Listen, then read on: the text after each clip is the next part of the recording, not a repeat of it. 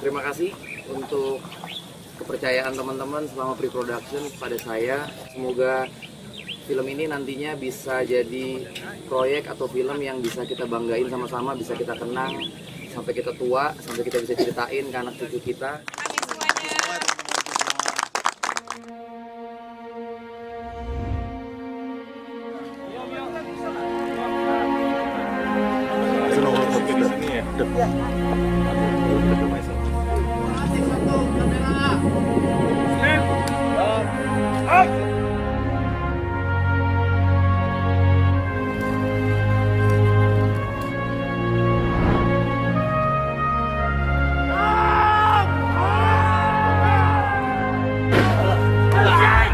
Barang-barang berjalan sebentar gitu.